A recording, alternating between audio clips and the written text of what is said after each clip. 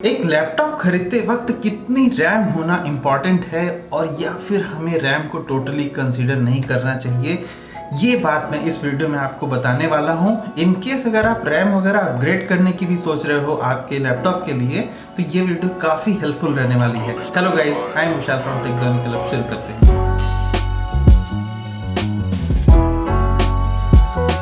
Choose the best laptop series का ये एक और एपिसोड है। अगर आप चैनल पर पहली बार आ रहे हो तो सब्सक्राइब कर लेना। मैं ऐसे ही वीडियोस इस चैनल पर लेके आते रहता हूँ। इस वीडियो में पार्टिकुलरली इस एपिसोड में हम बात करेंगे सिर्फ रैम के बारे में। तो सबसे पहले एक रैम क्या होती है, अगर आपको नहीं पता है तो RAM is a random access memory, इसका फुल फॉर्म हो गया। और ये एक प्राइमरी मेमोरी होती है किसी भी कंप्यूटर के लिए।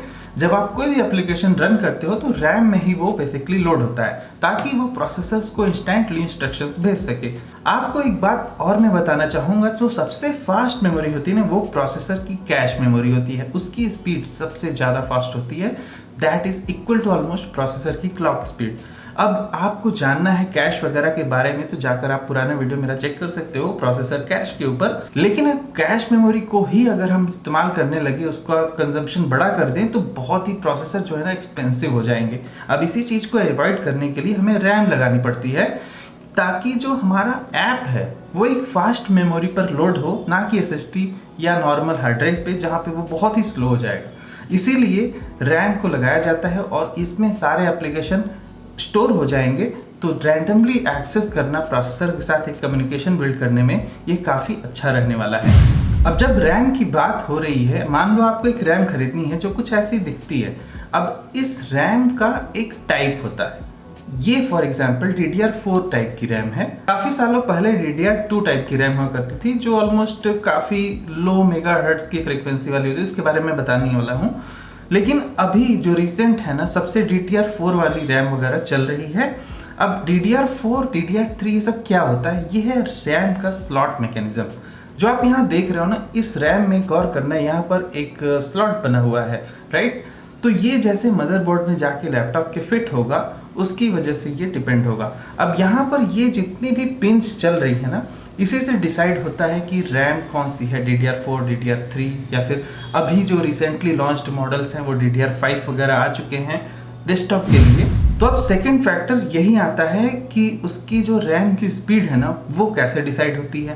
तो वो है फ्रीक्वेंसी। रैम की फ्रीक्वेंसी जितनी ज़्यादा होगी, रैम उतनी ज़्यादा फास्ट होगी और वो उतनी ज़्यादा कम्युनिकेशन बिल्ड कर पाएगी उतनी फास्ट स्पीड से प्रोसेसर के साथ। तो उससे ऑफकोर्स रिजल्टेंट में एज अ यूज़र हमें क्या मिलेगा, वो है एक अच्छा बेहतरीन कंप्यूटिंग एक्सपीरियंस। DDR5 में फ्रीक्वेंसी रेंज जो है 6000 तक क्रॉस कर चुकी है, 6000 मेगाहर्ट्ज। अब फ्रीक्वेंसी को मेज़र करते हैं मेगाहर्ट्ज में किसी भी रैम की, और जितनी ज़्यादा फ्रीक्वेंसी उतनी ज़्यादा स्पीड। लेकिन इन जनरल अगर आज की डेट में कोई लैपटॉप आप खरीद रहे हो, उसमें 3200 मेगाहर्ट्ज तक का रैम देखने को आपको मिल जाता है बड़े ही आसानी से। ऑलमोस्ट अफोर्डेबल बजट में ये टाइप की रैम मिल जाती है। लेकिन बहुत सारे जो बजट कंजर्वेटिव लैपटॉप्स हैं ना, फॉर एग्जाम्पल 30 या 40,000 के रेंज में जो लैपटॉप आते हैं, उसमें सिर्फ आपको 2400 मेगाहर्ट्ज तक की रैम मिलती है। फॉर एग्जांपल मेरी ये जो रैम है ना, क्योंकि मेरे लैपटॉप का स्पेसिफिकेशन उतना अच्छा नहीं है, वो बजट लैपटॉप है, तो ये सिर्फ 2666 मेगाहर्ट्ज का ही रैम है।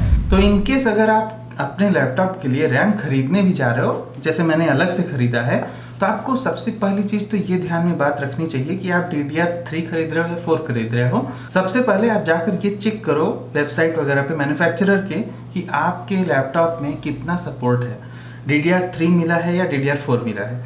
तो अगर आपने वहाँ पे डिसाइड कर लिया, अगली चीज़ जो आप डिसाइड करोगे वो है फ्रीक्वेंसी। आपको फास्ट फ्रीक्वेंसी लेनी है या स्लो फ्रीक्वेंसी लेनी है। अब लेकिन हर बार ऐसा नहीं होगा कि फ्रीक्वेंसी ज़्यादा का ही हम ले लें। मान लो हमारा लैपटॉप उतना सपोर्ट ही नहीं करता, तो हमारे लिए हायर फ्रीक्वेंसी की रैम लेना बिल्कुल बेकार हो जाएगा। यहीं पर एक बात आती है थर्ड टेक्नोलॉजी की, वो है मेमोरी कंट्रोलर। अब प्रोसेसर के बेसिस पे ही ये बात डिसाइड होगी मेमोरी कंट्रोलर आपको कितना प्रोवाइड किया गया है। मान लो आपका प्रोसेसर अगर सपोर्ट ही नहीं करता ऐसे 2600 या 3000 मेगाहर्ट्ज की रैम, तो फिर आपको लिए वो रैम लेना बिल्कुल बेकार हो जाएगा। आपको उतनी ही फ्रीक्वेंसी मिलने वाली है जो मेमोरी कंट्रोलर में डिफाइंड है। फॉर एग्जांपल मेरे लैपटॉप के केस में ये है 2600 मेगाहर्ट्ज की रैम, लेकिन मेरा जो मेमोरी कंट्रोलर है ना लैपटॉप का, उसमें सिर्फ मैक्सिमम फ्रीक्वेंसी सपोर्टेड है 2400 मेगाहर्ट्ज। तो मेरे लैपटॉप में रिजल्टेंट फ्रीक्वेंसी जो मिलती है मुझे, वो सिर्फ 2400 मेगाहर्ट्ज की ही मिलती है। अब ये बात भी आपको ध्यान रखनी है, अननेसेसरी पैसे वेस्ट करने से आप बच सकते हो अगर आपको ये जानकारी रहेगी। अब ऐसा नहीं है कि सब कुछ मेमोरी कंट्रोलर से ही डिफाइंड हो जाएगा। यहाँ पे एक दूसरा फैक्टर ये भी है कि मान लो आपके लैपटॉप में डुअल चैनल रैम सपोर्टेड है, तो उस केस में जो रैम का टोटल बिट रेट है ना, वो ज्यादा हो जाएगा, तो आपको अच्छी फ्रीक्वेंसी मिल पाएगी। लेकिन आपके लैपटॉप में अगर single channel RAM he supported है, फिर तो आपको अलग फ्रीक्वेंसी की रैम बिल्कुल लेनी ही नहीं चाहिए। ये बात आपको ध्यान में रखनी है। अगर आप अलग फ्रीक्वेंसी, हायर फ्रीक्वेंसी पे लोगे तो भी वो लो पे चलेगा, ऐसा नहीं कि फास्ट हो जाएगा सब। और अब फाइनल बात करते हैं रैम के स्टोरेज की, टोटल कैपेसिटी उसकी, जो 4GB, 8GB, 16GB, 32GB कितना आपको चाहिए। तो उस हिसाब से आपको लैपटॉप खरीदते वक्त कितने रैम की ज़रूरत है, अब मैं वो बात बताता हूँ।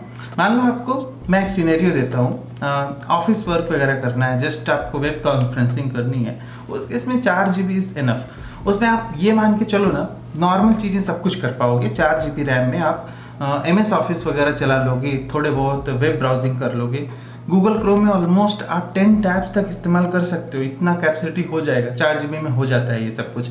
और 8GB की रैम पे आपको तब जाना चाहिए जब आप कोई 50,000 तक के बजट में कोई लैपटॉप ढूंढ रहे हो, तो वहाँ पे आपको कॉम्प्रोमाइज़ नहीं करना चाहिए। 8GB RAM is must have RAM in that case. और स्पेशली अगर आपको फोटोशॉप वगैरह चलाना है या फिर कोई भी ग्राफिक रिलेटेड वर्क थोड़ा बहुत भी करना है ना, तो 8GB रैम तो कम से कम होना ही चाहिए।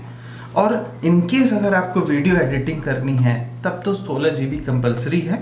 बहुत ही बेसिक टाइप की एडिटिंग करनी है कि सिर्फ कट करके वीडियो को रेंडर करना है, तो उसके लिए 8GB इज़ फाइन।